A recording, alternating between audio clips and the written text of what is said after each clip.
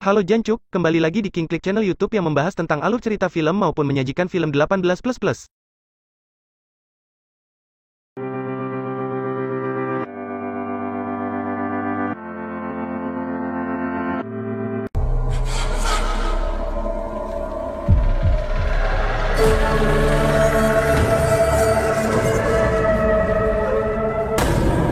Season 2 ini masih bercerita tentang santet.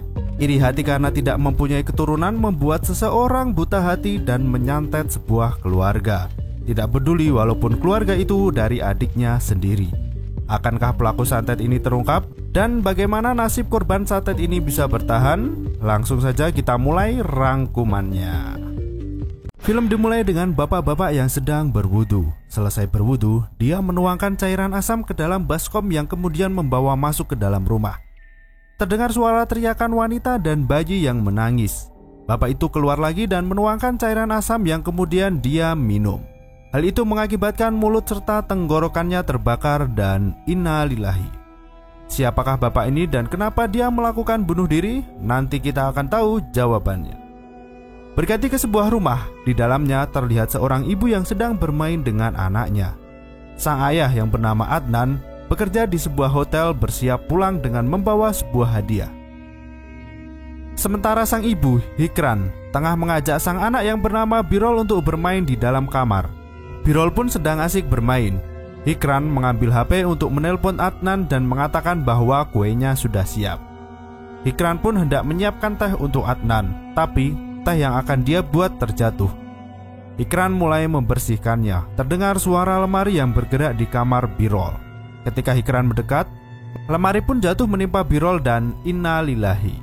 3 bulan kemudian, Hikran sedang membersihkan makam Birol yang sudah kotor. Di dalam rumah, Hikran membersihkan noda lemari. Adnan mendatangi dengan perasaan emosi berat karena istrinya teledor yang mengakibatkan anaknya meninggal. Sementara Hikran histeris di dalam kamar.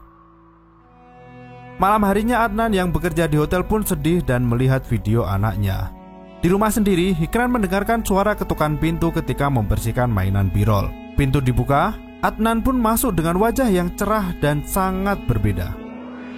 Mereka berdua duduk dan Adnan bercerita bahwa dia bertemu dengan kakaknya. Kakaknya sangat senang menamai anak mereka dengan nama yang sama, Birol. Tiba-tiba pintu kembali diketuk. Adnan menyuruh untuk membukanya. Ketika mendekati pintu, terdengar suara Adnan dari luar yang emosi. Hikran mengecek kursi dan Adnan sudah tidak ada di sana. Ketika dibuka pintunya, Adnan masuk dengan emosi tinggi. Jadi siapa yang di awal tadi masuk dan duduk bersamanya? Di hari berikutnya, Hikran bercerita kepada Ainur.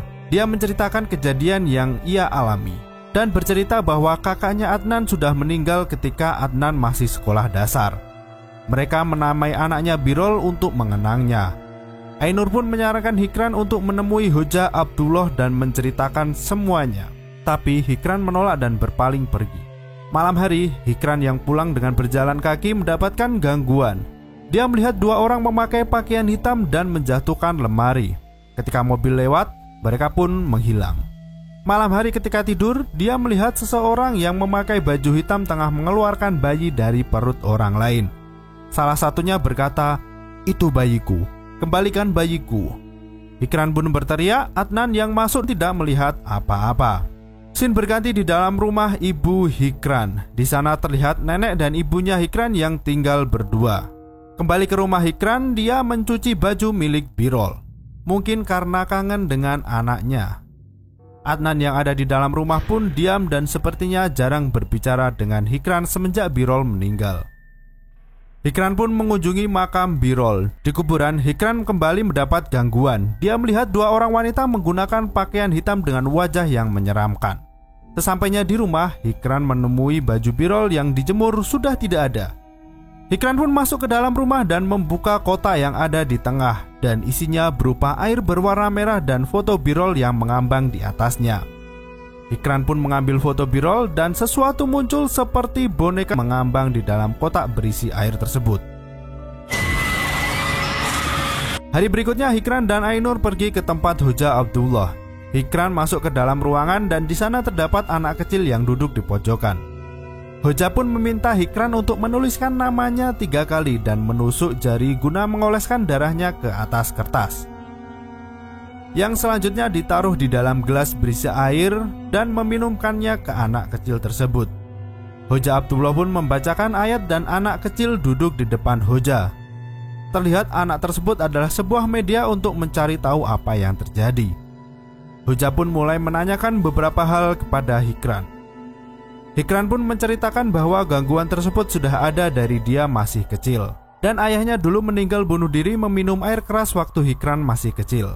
Terungkaplah siapa orang yang membunuh diri di awal film ini. Itu adalah ayahnya Hikran, tapi penyebab bunuh dirinya kita bahas nanti. Hoja pun menjelaskan bahwa Hikran mendapatkan kiriman santet 41 jahitan, dan yang menyantetnya adalah orang terdekat, antara saudara dari ayah atau ibu. Dan untuk mengeluarkan santet itu harus mengetahui siapa yang mengirimnya dan niat mengirimnya. Jika tidak berhasil mengetahui niat pengirimnya, maka santet itu sulit untuk dikeluarkan. Hikran yang menjahit di dalam rumah kembali mendapat gangguan. Kali ini dia melihat ibunya dengan wajah yang menyeramkan memotong lidah seorang wanita yang memakai baju hitam. Malam harinya Hikran pun pergi ke rumah ibunya yang ada di kampung lain. Hikran menceritakan kerasahan yang ia alami kepada neneknya. Ibunya yang mendengar dari samping ruangan pun ikut menangis. Ketika tidur, ibu Hikran mengalami gangguan. Bantal yang ditidurinya mengeluarkan belatung dan coro. Di belakang ada 2 wanita menggunakan baju hitam. Di sisi lain, Adnan terlihat sangat frustasi dan depresi. Dia mendatangi kuburan Birol dan memutar video. Adnan pun melakukan bunuh diri di atas makam Birol dengan menembak kepalanya. Di sisi lain, Hikran pun pergi mencari rumah bibinya, Zehra.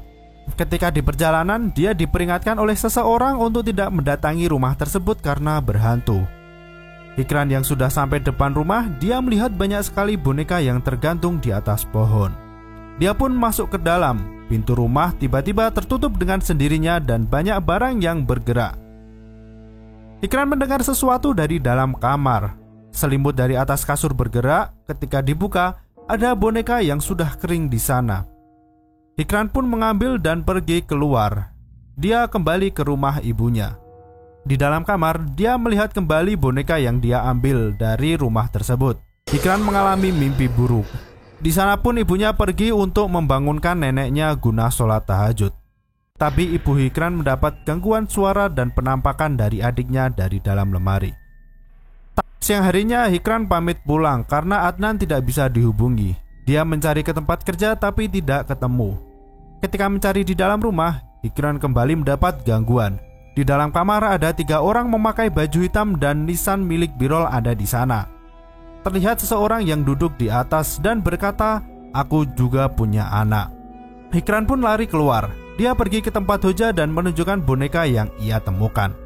Ketika dibuka, di sana ada mantra santet dan boneka tersebut sebagai medianya. Santet itu akan membuat penderitaan kepada keturunannya secara terus-menerus. Santet ini dibuat oleh saudara perempuan ibunya. Hoja pun mengatakan bahwa Hikran harus memberitahu ibunya karena santet ini akan menimbulkan penderitaan yang sangat menyakitkan. Tapi Hikran tidak mampu melakukannya karena akan membuat ibunya menjadi lebih sedih lagi.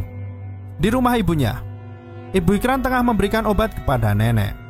Tiba-tiba sesuatu merasukinya dan membuat mukanya menjadi putih dan innalillahi. Neneknya pun keluar dari kamar tersebut. Sementara itu Hikran dalam perjalanan menuju rumah neneknya. Sesampainya di rumah, neneknya pun mulai cerita.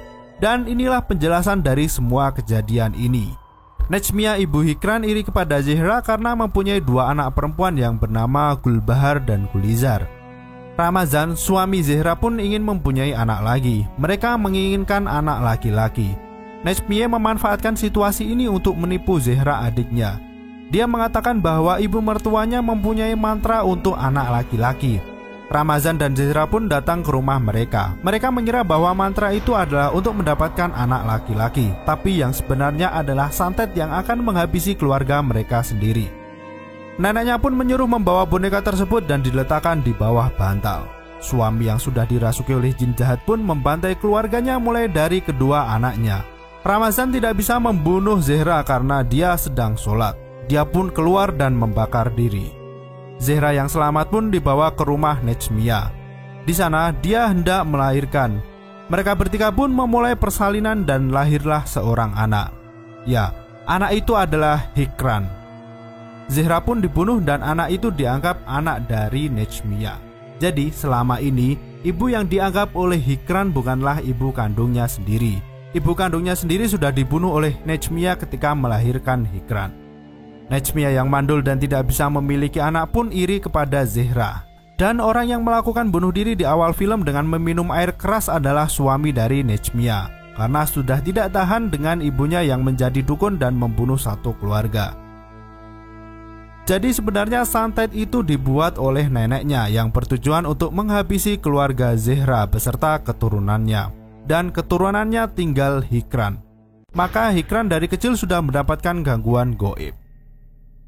Hikran pulang ke rumah. Di sana dia melihat Adnan dengan wajah yang pucat. Dan terlihat juga keluarga yang sebenarnya dari Hikran. Dan film pun selesai.